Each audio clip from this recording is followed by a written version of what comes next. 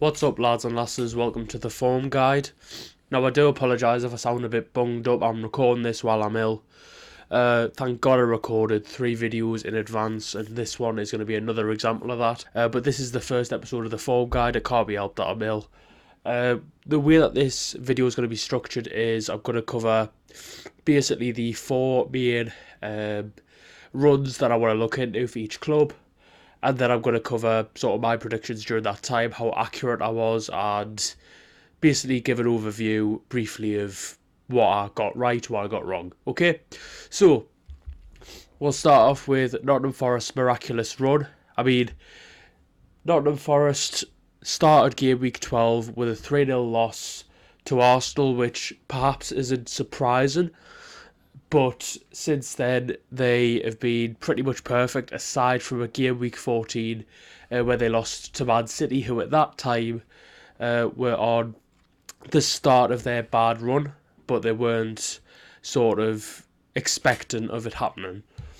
Other than that, as I said, they've been pretty much perfect, including a 3-2 win against Man United, which, to be fair, was a massive surprise. I don't think anyone really expected them to win.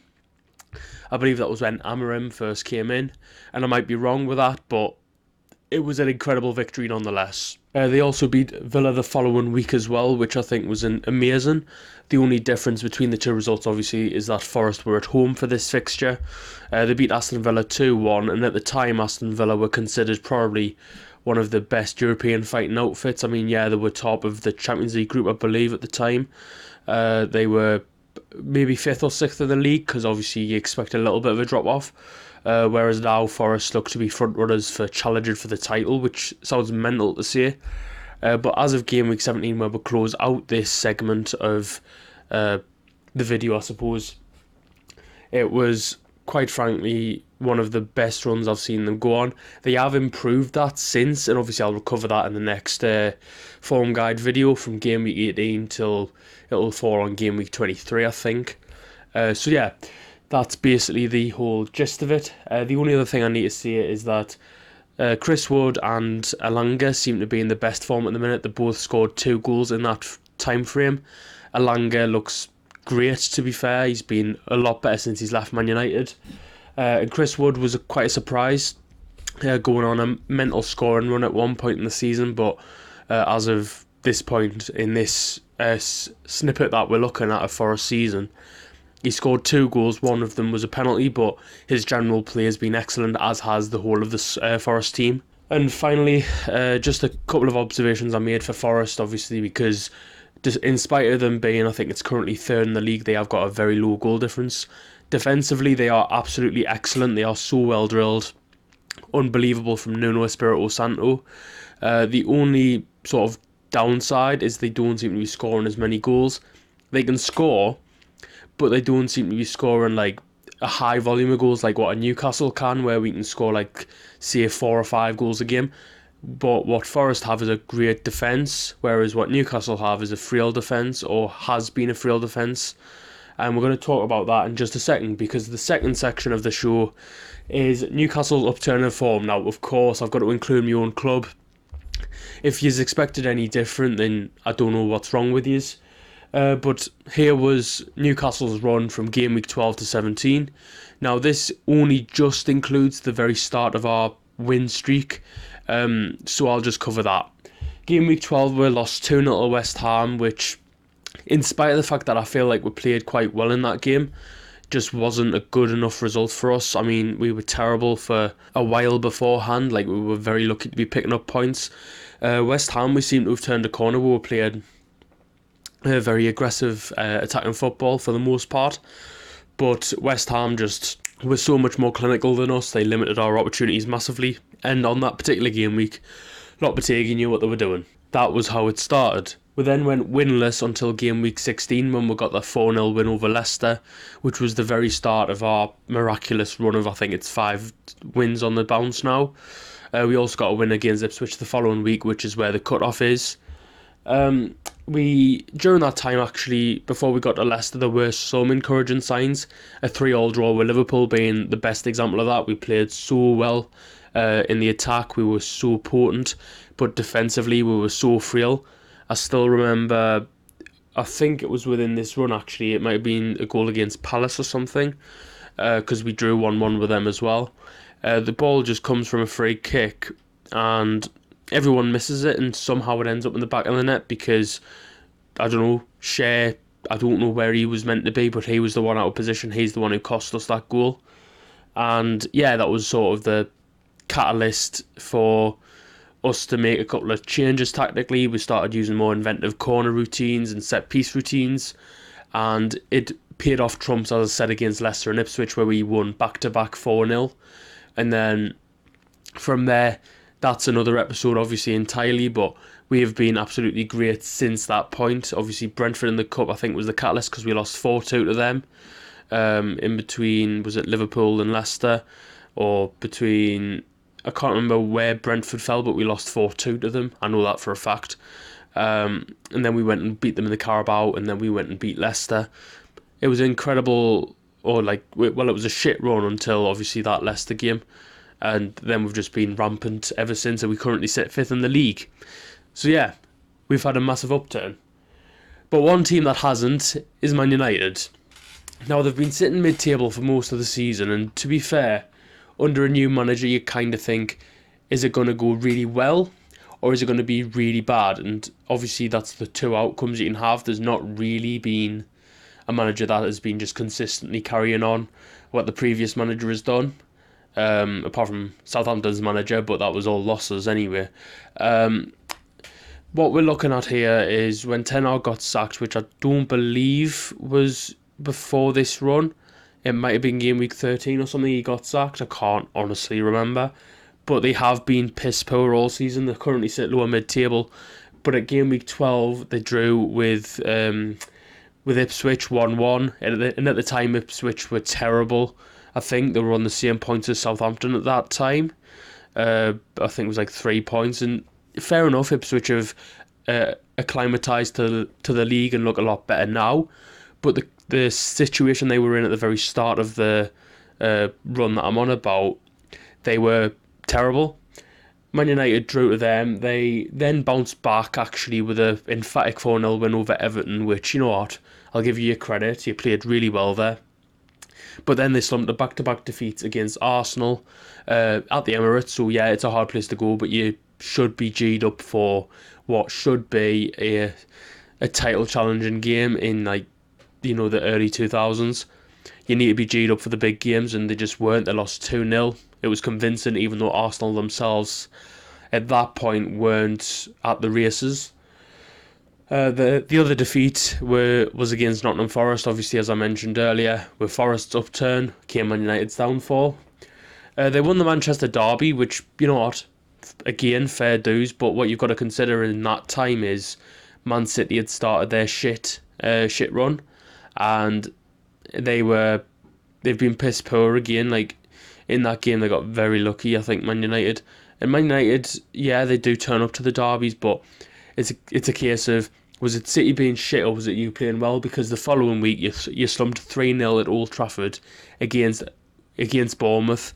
Bournemouth are playing well this season. I think they are just outside the European places right now. But again, you've got to anticipate, back then they were sitting around Man United's position. I think they were 12th in the league. Man United was sitting 14th at the time, so about where they are now. It's not good enough, and the new manager bounce is supposed to come in, but Amarim's team just seemed to be playing not the same style of football, because they were very good against Liverpool. Was it yesterday they played? They were very good against Liverpool, but aside from that, they've been terrible in terms of their form. And can you see many more points? Because Liverpool's a big game, of course you're going to turn up for it. And they looked really good. They looked a lot better than Liverpool, which I'm surprised to see. But when we're sticking purely to this run that we're on about here, they were horrible. More losses and draws than they had wins, which is just unheard of. Amarim's time, as I said, hasn't started all too well, and long may it continue, but let's be honest, it's Man United. They will pick up form eventually, and when they do, it might be a bit scary. Finally, we're going to cover Fulham's sneaky run of form. It's a very good run of form, but I've got to be honest, it's not the most consistent. They lost 4-1 at home against Wolves at the very start of the run at game week 12, but since then they literally haven't been beaten once in the league. And that's including up to present day as well. They've been draw specialists, pretty much. Massive draws over Spurs, Arsenal and Liverpool. I believe they were all back-to-back, apart from Spurs, which they won against Brighton in between that. So they have been on an incredible run. The only game that they sort of didn't look convincing was a 0-0 draw with Southampton, which is where we cut off at game week 17. But other than that, they've been tremendous. They've been picking up scalps against big opposition. Like, yeah, okay, Liverpool had Robertson sent off, but Liverpool at that time was it 6 or 7 wins in a row? Like, you can't discount the form being part of that. And they come in and they just got a point off them, which was incredible. And again, with the likes of Tottenham at the time, who were playing decent football, they weren't playing at the very best. And then obviously Arsenal's a scalp because they weren't playing their premium football. But given the squad quality gap, you'd anticipate at least that Arsenal would be able to get that result, and they didn't. It's just, it's incredible. And you know what? That's why I want to shout them out this week, because they were incredible. They've been great. They've been slightly on one of the best runs in the league. They haven't been beaten now since game week 12. So they're on an 8-game unbeaten streak, which is unheard of, kind of. Like for a lower league or lower division. No, what am I thinking of? Lower table opposition. There you go. Right word. Lower table opposition. Now we're going to move on to looking at what I predicted. Now I have got a summary here, so I'm not going to really highlight any results here or there. There's a couple of ones that I was very close on. I mean, I predicted 7-0 for Spurs against Southampton. It was only 5-0, and I thought I'd got it right because I predicted a 5-0 result was at the week before. So I was very excited. Then I realised, oh shit, I predicted the wrong week. But here you go. Out of the, it'll be, for 5 game weeks, it'll be 50 games played. I got 41 predictions completely incorrect, which is terrible. Perfect predictions was 0. So perfect predictions is goal scorers. Sorry, no, it's not. It's the right result and the right scoreline. So, for example, Liverpool 1, Fulham 0. If it had gone Liverpool 1, Fulham 0, that's a perfect prediction. And then obviously I get a point for every scorer as well. So we're just going to quickly run through these. Perfect predictions, this section, this 5-game spell, I got nothing. Right outcome and wrong score, I got 18. Okay, in that case I've counted the games wrong then. There must be more than that. Must be 60. Yes, it is 60. Never mind. There you go. And then there was one postponed game, which was the Merseyside derby. I believe that was postponed due to weather, because we had a really, really bad rainy spell. We had this up in the northeast, and I actually got cancelled from work on that day. Oh no, sorry, no, I didn't. I was in at like 9 o'clock in the morning, and I got sent home at like 3 because I had to do all the prep and stuff like that, and we were shut down for like 2 or 3 days. Because of bad weather, but that's besides the point. That's not to do with football, but that was why it was postponed. It was due to weather. The highest points total I gained per game week, because I've totaled all of this up. This is goal scorers, this is results. The highest I scored was 12 points, which, considering I think game week 5, I scored like 18, 19 points.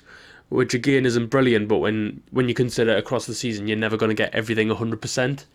Is a decent return. 12 points is just nothing. That was scored in game week 17. And I'll briefly cover what I got right, if I can scroll down on my little thing here. Yeah, I got 3 predictions right in a row, which were Ipswich and Newcastle, Brentford and Forest, and Palace and Arsenal. Not exactly right, obviously. And then the goal scorers, I got Alanga, Havertz, Jesus and Martinelli. I got all of Arsenal's scorers bang on. I just didn't anticipate, I believe Palace did score a goal. As for low scoring, that was game week 14. I only scored 6 points on that game week, and just to prove a point, 2 results were good. 2 results which were Chelsea to beat Southampton and Man City to beat Forest. It was a 3-0 win for Man City. In the end, I predicted 1-0. And for Southampton and Chelsea, I think it was 5-0 and not 3-0 as I predicted. Goal scorers I got right was one for Palmer and one for Vardy. One for Gordon, one for Salah as well. So that's 4 points there. 1 point for each of the correct results. 6 points. To be honest with you, I'd probably get more points on my fucking driving license if I had one. I've got a provisional, but there you go. Yeah, that's pretty much it. To be fair, I'm not really going to highlight many results. There was a couple that, as I say, surprised us. Like I predicted Spurs to beat Man City on game week 12, which I was very impressed with because that was the week they battered them 4-0. I predicted 2-1, thought it was going to be a bit closer. What other highlights can I put down for you? Villa 5, Southampton 0. It was a 1-0 win instead, I believe. Arsenal and Everton I was quite happy with. I predicted a 1-1 draw. It was a 0-0 draw. I remember that one. What else?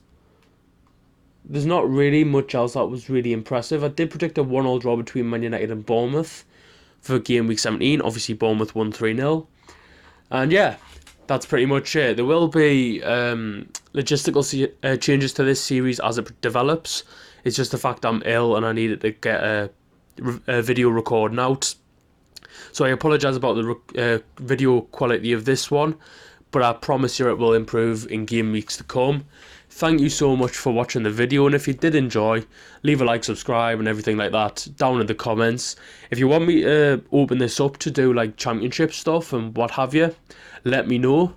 And yeah, thank you very much for watching. Bye bye for now.